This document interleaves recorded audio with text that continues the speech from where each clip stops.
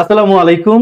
Target যখন ইংরেজি সাহিত্য, আমরা ইংরেজি সাহিত্যের যে বিষয়গুলো আমাদের জানা উচিত, শুরু করা উচিত যুগ বিভাজন দিয়ে, পাশাপাশি লিটারেরি টার্মস বা ফিগার অফ স্পিচ। এরপর প্রতিটি যুগের পেছনে সংক্ষিপ্ত কাহিনী তো জানতেই হবে। ওই যুগের বিখ্যাত কবি সাহিত্যিক যারা আছেন তাদের নাম, তাদের টাইটেল, জন্ম মৃত্যু তারিখ গুরুত্বপূর্ণ। পাশাপাশি বিখ্যাত কবি সাহিত্যিকদের বিখ্যাত সাহিত্যকর্ম এবং সেই বিখ্যাত সাহিত্যকর্মগুলোর যে বিখ্যাত ক্যারেক্টার্স গুলো আছে সেগুলো তো জানতেই হবে। পাশাপাশি জানতে হবে তাদের কালজয়ী সেই উক্তিগুলো বা কোটেশনগুলো, এগুলোই নর্মালি পরীক্ষায় আসে। তো আমরা প্রথমে আলোচনা করব ইংরেজি সাহিত্যের যুগ বিভাজন নিয়ে। ইংরেজি সাহিত্যের প্রধান যুগ 8টি। তবে এই 8টি প্রধান যুগ অনেকেরই মনে থাকে না। আজ আমরা শিখব মনে রাখার কিছু কৌশল। সাহিত্য সম্পর্কে, সাহিত্য বিষয়ক ইতিহাস জানার জন্য আজকের ক্লাস না, কিংবা সাহিত্যের পরিপূর্ণ স্বাদ নেওয়ার জন্য আজকের ক্লাস না। শুধু পরীক্ষায় সাহিত্য থেকে যে প্রশ্নগুলো আসে সেগুলো কমন পাওয়ার জন্য আজকে আলোচনা। কারণ যেখানে ইংরেজি সাহিত্য সম্পর্কে আমরা বিশ্ববিদ্যালয়গুলোতে 4 বছরের অনার্স, 1 বছরের মাস্টার্স শেষ করেও কিছুই জানতে পারি না, তেমন সেখানে 2, 4, 5, 10টা ক্লাস ইংরেজি সাহিত্যের পরিপূর্ণ স্বাদ পাওয়ার হিসাবটা বা আশা করাটা বোকামি ছাড়া কিছু না। সুতরাং পরীক্ষায় যা কমন আসার সম্ভাবনা সেগুলো নিয়ে কথা হবে। তাহলে ইংরেজি সাহিত্যের প্রধান যুগ 8টা। সেই প্রধান 8টা যুগকে মনে রাখার জন্য আমরা একটা কি করতে পারি, আমরা একটা কৌশল প্রয়োগ করতে পারি। সেই কৌশলটা হচ্ছে এরকম, আপনারা মনে রাখবেন, এটা দিয়ে সব যুগ মনে রাখা যেতে পারে। যে ও এম আর, ওমর, অ্যান্ড সংক্ষেপে লিখলাম এন, রভিকে এমপি বানানো হলো। এই অংশটুকুর মধ্য দিয়ে আমরা ইংরেজি সাহিত্যের প্রধান 8টি যুগ সম্পর্কে দারুণভাবে ধারণা রাখতে পারি। ওমর অ্যান্ড রভিকে এমপি বানানো হলো। ও ও দিয়ে বুঝাবে ওল্ড ইংলিশ পিরিয়ড, এম দিয়ে বুঝাবে মিডল ইংলিশ পিরিয়ড, আর থেকে বুঝাবে রেনাইসান্স পিরিয়ড, আর এন থেকে বুঝাবে নিও ক্লাসিক্যাল পিরিয়ড, রো থেকে বুঝাবে রোমান্টিক পিরিয়ড, আর ভি থেকে বুঝাবে ভিক্টোরিয়ান পিরিয়ড, এম থেকে বুঝাবে মডার্ন পিরিয়ড, আর পি থেকে বুঝাচ্ছে পোস্ট মডার্ন পিরিয়ড। তাহলে ইংরেজি সাহিত্যের 8টা যুগ কিন্তু এখানেই। তাহলে মনে রাখবো কিভাবে, ওমর অ্যান্ড রভিকে এমপি বানানো হলো। ও থেকে ওল্ড ইংলিশ পিরিয়ড, এম থেকে মিডল ইংলিশ পিরিয়ড, আর থেকে রেনাইসান্স পিরিয়ড, এরপর এন থেকে নিও ক্লাসিক্যাল পিরিয়ড, রো থেকে রোমান্টিক পিরিয়ড, ভি থেকে ভিক্টোরিয়ান পিরিয়ড, এম থেকে মডার্ন পিরিয়ড এবং পি থেকে পোস্ট মডার্ন পিরিয়ড। মনে রাখবো ওমর অ্যান্ড রভিকে এমপি বানানো হলো। পাশাপাশি এদের সময় সীমাটুকু আমাদেরকে জানতে হবে। তাহলে আমরা সেইটুকু এবার বিস্তারিত জানবো যে কোন যুগের সময় সীমা কতটুকু। প্রথমে আসেন old English period. Old English পিরিয়ডকে বলা হয় দ্য অ্যাংলো স্যাক্সন পিরিয়ড। আমরা আলোচনায় গিয়ে জানবো অ্যাংলেস এবং স্যাক্সনস, এদের নাম অনুসারে এই যুগের নাম হয়েছে অ্যাংলো স্যাক্সন পিরিয়ড। এর সময়কালটা হলো 450 থেকে 1063, এই সময়টুকুর মধ্যে। আচ্ছা, এবার middle English period. Middle English পিরিয়ডের সময়কাল হচ্ছে 1063 থেকে 1500 পর্যন্ত। এই মিডল ইংলিশ পিরিয়ডের মধ্যে আবার আমরা 3টা শর্ট এজ দেখতে পাই। একটা হলো অ্যাংলো নরমান পিরিয়ড, সময়কাল 63 থেকে 1340। এইজ অফ চসার, জিওফ্রে চসারের নাম অনুসারে এইজ অফ চসার 1340 থেকে 1400। আরেকটা ছিল ডার্ক এজ বা ব্যারেন এজ, অন্ধকার যুগ। এই যুগে তেমন কোনো সাহিত্যকর্ম রচিত হয়নি, ধরে বলা হয় ডার্ক এজ বা ব্যারেন এজ। সময়কাল 1400 থেকে 1485 বা কারো মতে 1500। তবে এই যে সনগুলো আছে এগুলো আপনার সব মুখস্থ করার কিছু নেই, সবগুলো আসে না পরীক্ষায়। যেগুলো আসে আমি বলবো ওই সনটা করে মনে রাখবেন, ঠিক আছে? তাহলে আমাদের এইটুকুর মধ্যে আপাতত মুখস্থ করার কিছু আমরা দেখতেছি না। ওল্ড ইংলিশ পিরিয়ডের সময়কাল 450 থেকে 1066, আর এইটা 66 থেকে 1500 পর্যন্ত। এই দুটা সময়কাল আমরা একটু দেখব। এরপরে আসেন রেনেসান্স পিরিয়ড। আমরা প্রতিটা যুগের গল্পে যাব, আলোচনায় যাব, এখন শুধু আমরা যুগ বিভাজনটুকু বুঝবো। রেনেসান্স পিরিয়ডের সময়কাল হচ্ছে 1500 থেকে 1660, এই সময়টুকুতে। হ্যাঁ, এটা আসে পরীক্ষায় যে রেনেসান্স পিরিয়ডের সময়কাল 1500 থেকে 1660। সত্যি বলতে ওল্ড ইংলিশ পিরিয়ড বা মিডল ইংলিশ পিরিয়ডে ইংরেজি ভাষায় রচিত সাহিত্যকর্মের তেমন কোনো সমৃদ্ধি হয়নি। আমরা বলতে পারি ইংরেজি ভাষায় লেখা বা ইংরেজি সাহিত্যের সমৃদ্ধি হওয়া শুরু হয়েছে রেনেসান্স পিরিয়ডের পর থেকে বা এলিজাবেথান পিরিয়ডের পর থেকে, যার কারণে ওল্ড ইংলিশ পিরিয়ড বা মিডল ইংলিশ পিরিয়ড থেকে পরীক্ষায় তেমন কোনো প্রশ্ন আসে না, আসে রেনেসান্স পিরিয়ড থেকে। সো রেনেসান্স পিরিয়ডে আমরা দেখছি যাত্রা হচ্ছে 1500 থেকে চলছে 1660 পর্যন্ত। এইখানে আমরা কয়েকটা শর্ট এজ দেখব। রেনেসান্স পিরিয়ডের শর্ট এজ গুলো যেমন প্রথমে আছে প্রিপারেশন ফর রেনেসান্স। অর্থ থেকেই বুঝতে পারছেন প্রিপারেশন বলতে কি বোঝাচ্ছে, প্রস্তুতি ফর রেনেসান্স। তার মানে রেনেসার যুগটা শুরু করার আগে তো একটা প্রস্তুতি নিতে হবে। এইটা ছিল প্রস্তুতি গ্রহণের সময়, অর্থাৎ প্রস্তুতি নিতেই 58 বছর চলে গেছে। তার মানে 1500 থেকে 1558 পর্যন্ত এই সময়টুকু হচ্ছে রেনেসান্স পিরিয়ডের প্রস্তুতি গ্রহণের সময়কাল। তাই অনেকে এটাকে রেনেসান্স পিরিয়ডের শর্ট এজ হিসেবে কাউন্ট করে না, কারণ এটা হচ্ছে প্রস্তুতি গ্রহণ সময়কাল। এরপরে আসেন দ্য এলিজাবেথান এজ। এটা শুরু হলো 1558 থেকে চললো 1603 পর্যন্ত। তার মানে এখান থেকেই মূলত আসল ইংরেজি সাহিত্যের যাত্রা শুরু বলা যায়। 1558 থেকে 1603 পর্যন্ত এই সময়টুকুকে আমরা বলি এলিজাবেথান এজ। এবার আসেন জ্যাকোবিয়ান এজ। জ্যাকোবিয়ান এজের সময়কাল হচ্ছে 1603 থেকে 1625 পর্যন্ত। এটা পরীক্ষায় আসে, এই সময়কালটা মনে রাখবো আমরা। আচ্ছা, এই হলুদ দুইটার দিকে আমরা পরে তাকাই। নিচে দেখেন ক্যারোলিন এজ। ক্যারোলিনের সময়কাল 1625 থেকে 1649 পর্যন্ত এবং কমনওয়েলথ পিরিয়ডের সময়কাল 1649 থেকে 1660 পর্যন্ত। আমরা যুগের ইতিহাস জানতে গিয়ে তখন জেনে নিব, তখন আমরা এগুলো পাবো যে এর নাম কেন কমনওয়েলথ পিরিয়ড হলো, এই সময় রাজতন্ত্র ছিল নাকি গণতন্ত্র প্রতিষ্ঠা হওয়ার কথা ছিল, এগুলো আমরা যুগের ইতিহাসে জানবো। এখন শুধু আমরা এজ আর যুগের নামগুলো একটু দেখে যাই, তাহলে আমরা যেটা বুঝলাম রেনেসান্স পিরিয়ডের সময়কালটা হচ্ছে 1500 থেকে 1660 এই সময়টুকু। এটার আমরা যদি শর্ট এজ গুলো বলি, প্রথমে 58 বছর 1500 থেকে 1558, এটাকে আমরা বলি প্রিপারেশন ফর রেনেসান্স, রেনেসার প্রস্তুতি গ্রহণের সময়কাল। তার মানে রেনেসার পিরিয়ডের প্রথম শর্ট এজ যদি বলি আমরা, আসলে সেটা হলো এলিজাবেথান এজ, যার সময়কাল ছিল 1558 থেকে 1603 পর্যন্ত। এটা আমাদেরকে শিখতে হবে, এটা পরীক্ষায় আসে। এবার আসেন জ্যাকোবিয়ান এজ, এর সময়কালটা হলো 1603 থেকে 1625 পর্যন্ত, জ্যাকোবিয়ান এজ। ক্যারোলিন এজের সময়কাল 1625 থেকে 49 আর কমনওয়েলথের সময়কাল 1649 থেকে 1660। এখন এই জ্যাকোবিয়ান এইজের বা এলিজাবেথান এইজের মাঝামাঝি এই সময়টুকুতে আরো দুইটা শর্ট এজ ধরা হয়। একটা হলো উইলিয়াম শেক্সপিয়ারের নাম অনুসারে দ্য এজ অফ শেক্সপিয়ার, যার সময়কাল 1590 থেকে 1616। আর এটা হলো পিউরিটানদের প্রভাবে ওই যুগের নাম হয়েছিল পিউরিটান পিরিয়ড, যার সময়কাল 1620 থেকে 1660। এটা কিন্তু বিসিএস প্রিলিমিনারি অনেক পরীক্ষায় এসেছিল যে পিউরিটান পিরিয়ডের সময়কাল কত, 1620 থেকে 1660। তাহলে আমরা এতক্ষণ ধরে যা বুঝলাম, দেখি আমাদের কতটুকু মনে আছে। রেনেসান্স পিরিয়ডের সময়কাল কত, 1500 থেকে 1660। এর মধ্যে 1500 থেকে 1558 এই সময়টা ছিল প্রিপারেশন ফর রেনেসান্স।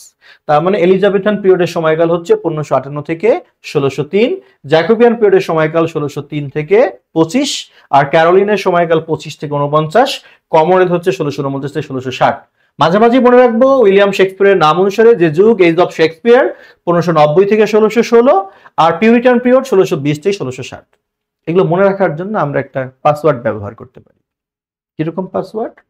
যে রেনেসান্স পিরিয়ডের শর্ট এজ গুলো আমরা কিভাবে মনে রাখতে পারি, সেটার জন্য আমরা একটা শর্ট এজ মনে রাখতে পারি। ঠিক আছে, যদিও বা অনেক সময় শর্ট এজ দরকার হয় না, এমনি মনে থাকে।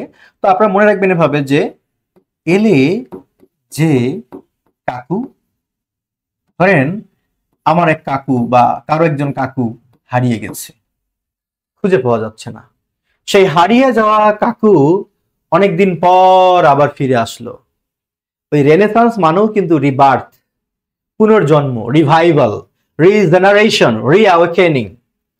সেখান থেকে মনে রাখবো যে হারানো কাকু ফিরে আসছে, তার মানে এটা রেনেসান্স পিরিয়ডের গল্প। মনে রাখবো কিভাবে? হারানো কাকুকে ফিরে পেয়েছি দেখে বলতেছি এলে যে কাকু। এই এলে যে কাকু, এখান থেকে আপনি শর্ট এজ গুলো মনে রাখতে পারেন। এলে থেকে হচ্ছে এলিজাবেথান এজ, আর জে থেকে জ্যাকোবিয়ান এজ, কা থেকে হচ্ছে ক্যারোলিন এজ, আর কু থেকে হচ্ছে কমনওয়েলথ পিরিয়ড। মনে থাকবে? রেনেসান্স পিরিয়ডের সময়কাল 1500 থেকে 1660। রেনেসা বলতে কি বোঝায়? রিবার্থ, রিভাইভাল, রিজেনারেশন, রিঅ্যাওয়েকেনিং, মানে পুনর্জন্ম, পুনরায় ফিরে আসা। আর এই রেনেসান্স পিরিয়ডের শর্ট এজ গুলো মনে রাখার জন্য আমরা একটা পাসওয়ার্ড পড়ব, সেটা হলো এলেজে কাকু, মানে হারানো কাকু। কাকু হারিয়ে গেছে, সেই কাকুকে আমরা ফিরিয়ে পেয়েছি। দেখে বললাম এলেজে কাকু, তাহলে এলেজে কাকু, এলে থেকে হচ্ছে এলিজাবেথান এজ, আর জে থেকে জ্যাকোবিয়ান এজ, আর কা থেকে হচ্ছে ক্যারোলাইন এজ, আর কু থেকে হচ্ছে কমনওয়েলথ এজ বা কমনওয়েলথ পিরিয়ড। তাহলে এলিজাবেথান এজের সময়কাল 1558 থেকে 1603, আর জ্যাকোবিয়ান এজের সময়কাল 1603 থেকে 1625। এবার ক্যারোলিন এজের সময়কাল 1625 থেকে 1649, আর কু থেকে কমনওয়েলথ পিরিয়ডের সময়কাল 1649 থেকে 1660। এলে যে কাকু। এটা ছিল আমাদের রেনেসান্স পিরিয়ড সম্পর্কে গল্প। পাশাপাশি বলছি আপনারা দুইটা এইজ এর সময়কাল মনে রাখবেন। একটা হলো এইজ অফ শেক্সপিয়ার 1590 থেকে 1616, আর একটা পিউরিটান পিরিয়ড সময়কাল হচ্ছে 1620 থেকে 1660। জাস্ট একবার গল্প শুনে যান, একটু পরেই কিন্তু আমরা এগুলোর উপর প্রিভিয়াস কোশ্চেন গুলো দেখব। আমার বিশ্বাস আপনার মুখস্থ করার দরকার নেই, এই গল্প শুনলেই আপনি প্রিভিয়াস কোশ্চেন গুলো দেখে সলভ করতে পারবেন, তার গ্যারান্টি আমি দিতেই পারি। শুধু মনোযোগ দিয়ে আলোচনাটুকু বুঝতে থাকেন। এবার আসেন নিও ক্লাসিক্যাল পিরিয়ড। নিও ক্লাসিক্যাল পিরিয়ডের সময়কাল হচ্ছে 1660 থেকে 1798। এই সময়টুকু নিও ক্লাসিক্যাল পিরিয়ডের সময়কাল। আচ্ছা, নিও ক্লাসিক্যাল পিরিয়ডের অধীনে আমরা আবার তিনটা শর্ট এজ দেখতেছি: রেস্টোরেশন পিরিয়ড, অগাস্টান পিরিয়ড বা এজ অফ পোপ। আলেকজান্ডার পোপের নাম অনুসারে আমরা এটাকে এজ অফ পোপও বলি। আর এটা হলো age of sensibility or age of Johnson, অথবা এজ অফ রিজন, অথবা এটাকে বলা হয় এজ অফ ট্রানজিশন। কেন বলা হয় কারণ জানবো। তাহলে নিও ক্লাসিক্যাল পিরিয়ডের সময়কাল 1660 থেকে 1798। এর অধীনে যে শর্ট এজ গুলো আছে এগুলো মনে রাখার জন্য আমরা একটা পাসওয়ার্ড ব্যবহার করতে পারি। আমরা বলতে পারি যে নতুন রাজার, ব্র্যাকেটে মনে রাখবেন আর A J, R A J, নতুন রাজার শাসন শুরু হলো, নতুন রাজার শাসন শুরু হলো। তাহলে নিও ক্লাসিক্যাল পিরিয়ডের সময়কাল 1660 থেকে 1798। শর্ট এজ গুলো মনে রাখবো কিভাবে? নতুন রাজার শাসন শুরু হলো। এইটুকু আমাদের কি কাজে লাগবে? কাজে লাগবে তো। নতুন থেকে আপনি বুঝবেন, নতুন থেকে আপনি বুঝবেন যে নিউ, আর নিউ থেকে হচ্ছে কি নিও ক্লাসিক্যাল পিরিয়ড। আর রাজার আর, আর থেকে আমরা মনে রাখবো রেস্টোরেশন পিরিয়ড। কি মনে রাখবো? Restoration period. আর হচ্ছে এ, এ থেকে হচ্ছে অগাস্টান পিরিয়ড, যার অপর নাম হচ্ছে এজ অফ পোপ।